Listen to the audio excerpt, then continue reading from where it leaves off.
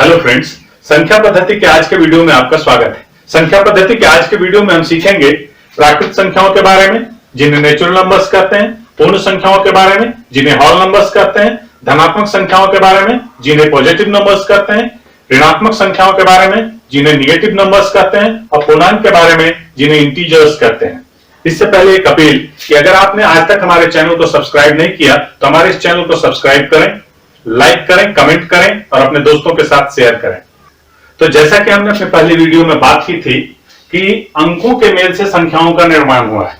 अंक यानी डिजिट्स मिलकर संख्याओं यानी नंबर्स का निर्माण करती हैं। संख्याएं जो प्राकृत संख्याएं और पूर्ण संख्याएं दो भाग में बटी हुई हैं, हम देख सकते हैं। प्राकृत संख्याएं जिन्हें नेचुरल नंबर्स कहते हैं और बड़े एन से इसे डिनोट करते हैं, इसे दर्शाते हैं। पूर्ण संख्याएं जिसे होल नंबर्स कहते हैं और बड़े डब्ल्यू से इसे दर्शाते हैं या डिनोट करते हैं। इनमें अंतर यही है कि प्राकृत संख्याएं 1, 2, 3, 4, 5 से बढ़ते हुए अनंत तक गिनती चली जाती है, लेकिन इसमें कहीं आपको शून्य की गिनती नहीं मिलेगी, क्योंकि जब प्राकृत संख्याओं का व्यवहार शुरू हुआ था तो ये सभी संख्याएं शून्य के बिना काम करती थी। जब आर्यभट्ट ने हमें शून्य दिया तो पूर्ण संख्याओं का निर्माण हुआ। पूर्ण संख्याएं जिसमें शून्य सम्मिलित हो। हम कह सकते हैं कि सभी प्राकृत संख्याओं में जब हम शून्य को सम्मिलित कर देते हैं तो संख्या पूर्ण संख्या बन जाती है। ये सभी संख्याएं प्राकृत संख्याएं हैं। पूर्ण संख्या बनाने के लिए हमें इसके पहले शून्य डालना होगा। जैसे ही हमारी दुनिया में शून्य का प्रवेश होता है, गणित की दुनिया में जैसे ही शून्य का प्रवेश हो जाता है, शून्य इस दुनिया को बदल देता है। अब हम धनात्मक संख्या और ऋणात्मक संख्या को समझने के लिए संख्या रेखा का प्रयोग करेंगे। हम बीचों बीच मानते हैं शून्य का आविष्कार हो चुका है, तो हम मानते हैं ये वो स्थान है जहां शून्य रहता है। ये शून्य का निवास स्थान है। शून्य के इस निवास स्थान से जब हम दाहिनी ओर जाते हैं तो हमें मिलता है 1, 2, 3, 4, 1, 2, 3, 4 अनंत तक की गिनती प्राप्त हो जाती है हमें जब शून्य से दाहिनी ओर जाते हैं। कोई भी गिनती जब हम दाहिनी ओर आगे बढ़ते हैं तो देखते हैं 1, 2, 3, 4 बढ़ते क्रम में हम आगे बढ़ते चले जा रहे हैं। अब जब हम यहां से पीछे लौटते हैं बाईं ओर, तो 4 से पीछे लौटे तो 3 में आते हैं, 3 से पीछे लौटे तो 2 में आते हैं, 2 से पीछे लौटे तो 1 में आते हैं, 1 से पीछे लौटे तो 0 में आते हैं। अब 0 से पीछे लौटेंगे तो कहां जाएंगे? जब हम 0 से पीछे लौटेंगे ठीक इतनी ही दूरी में शून्य के पीछे अगर हम यहां पर किसी संख्या की कल्पना करें, फिर यहां पर संख्या की कल्पना करें और इस प्रकार करते हुए हम आगे पीछे लौटते चले जाएं, तो हम कहां पहुंचेंगे?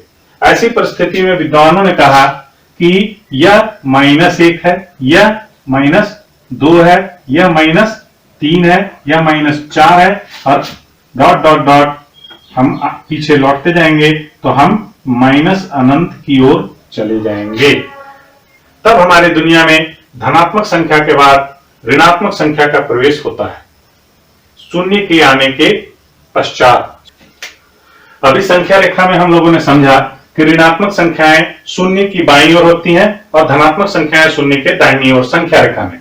अब समझते हैं कि वास्तव में ऋणात्मक संख्याएं क्यों जरूरी है, गणित के लिए क्यों आवश्यक हो गई ऋणात्मक संख्याएं। और अभी अगर ऋणात्मक संख्याओं के बिना गणित की कल्पना करें तो गणित बनाने में हमें समस्याएं होने लगेंगी। तो वो सभी संख्याएं ऋणात्मक हैं जिसके बाईं ओर ऋण माइनस यानी घटाव का चिन्ह हो। अब ऋणात्मक संख्याएं आखिर गणित में आई कैसे? यानी 0 जोड़ 1 बराबर 1, 1 जोड़ फिर से 1 बराबर 2, 2 जोड़ फिर से 1 बराबर 3। इस प्रकार हम देखते हैं तो बढ़ते क्रम में चले जाते हैं। अब इसी चीज को जरा घटते क्रम में देखें। 3 घटाव 1 बराबर 2, घटाव 1 बराबर 1, घटाव 1 बराबर 0। अब जैसे बढ़ते जा रहे थे प्लस का चिन्ह में, जैसे हम जोड़ के चिन्ह में जोड़ लगाते जा रहे थे तो हमारी संख्याएं बढ़ती जा रही थी। हम घटाव करते जा रहे हैं उसी संख्या को, तो हमें संख्याएं घटते क्रम में मिलती जा रही हैं। अब बारी आती है शून्य में घटाने का। शून्य में 1 को घटाएंगे तो हमें क्या मिलेगा? प्रश्न ये उठता है कि शून्य में 1 को घटा देंगे, अब हमें क्या प्राप्त होगा? तब यहां हमें प्राप्त होता है -1। अब अगर -1 में फिर से -1 को घटा देंगे तो हमें क्या प्राप्त होगा? तब हम बोलेंगे कि देखिए भाई, इसका भी चिन्ह माइनस है, इसका भी चिन्ह माइनस है। ये पहले से कर्ज में था, 1 रुपया और कर्ज ले लिया, अब ये आदमी 2 रुपये कर्ज में चला गया। अब फिर से अगर 1 घटा दें तो बात होगी 2 रुपये ऋण ले रखे थे इसने, 1 रुपया और ऋण ले लिया।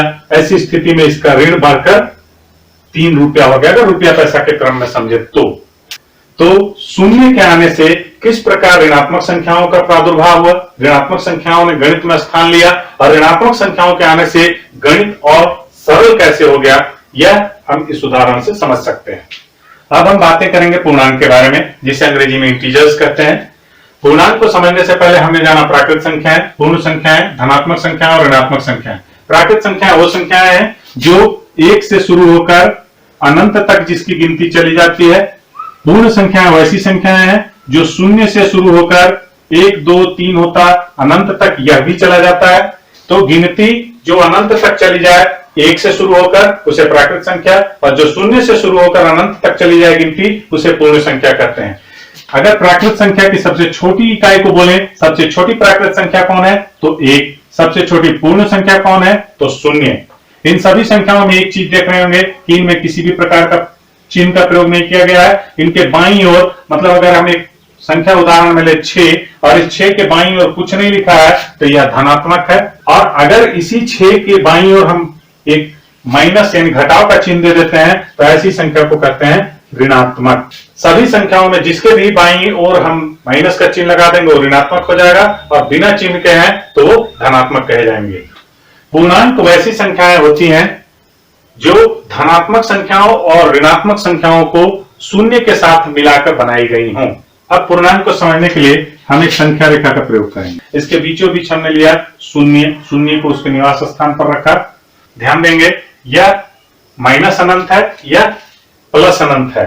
प्लस अनंत लिखने की जरूरत नहीं होती, समझने के लिए लिख देना है। यह प्लस अनंत प्लस इंफिनाइट तक यह चला जाएगा और यह माइनस इंफिनाइट तक चला जाएगा, क्योंकि संख्या रेखा असीमित है। अब पूर्णांक को समझने के लिए हम यहां से ध्यान से देखें तो यह कैसा दिख रहा है। यह दिखता है पूर्ण संख्या की तरह। 0 से गिनती शुरू हो रही है और धनात्मक अनंत तक चली जा रही है, तो ऐसी संख्याओं को हम क्या बोलते हैं? पूर्ण संख्याएं। पूर्ण संख्याओं में ऋणात्मक संख्याओं का जैसे ही संयोजन हो जाता है तो उन संख्याओं को मिलाकर हम क्या कहते हैं? पूर्णांक यानी इंटीजर। अब हम बात करते हैं कि पूर्णांक यानी इंटीजर का हिंदी में क्या मतलब है। पूर्ण जोड़ अंक, इसे ही हम पूर्णांक कहते हैं। अब यहां पर बहुत अच्छी बात है कि पूर्ण जोड़ अंक को पूर्णांक कहते हैं। यहां सभी संख्याएं पूर्ण हैं। पूर्णांक मतलब पूर्ण जोड़ अंक। पूर्ण का मतलब होता है पूरा यानी साबुत, यानी अगर अपनी भाषा में हम बात करें तो गोट्टा, पूरा का पूरा गोट्टा। जब पूर्ण अंक का हम व्यवहार करते हैं तो उसे पूर्णांक कहते हैं। यहां आप देख सकते हैं कि किसी में भी बंटवारा नहीं किया हुआ है। 1 है आधा नहीं है, 2 है मतलब पूरा पूरा 2 है, 3 है मतलब पूरा पूरा 3 है, 4 है मतलब पूरा पूरा 4 है। इसमें कहीं भी किसी प्रकार का बंटवारा नहीं है। जहां बंटवारा नहीं है वैसे अंकों को पूर्ण अंक पूर्णांक कहते हैं। अंग्रेजी में इसे इंटीजर कहते हैं।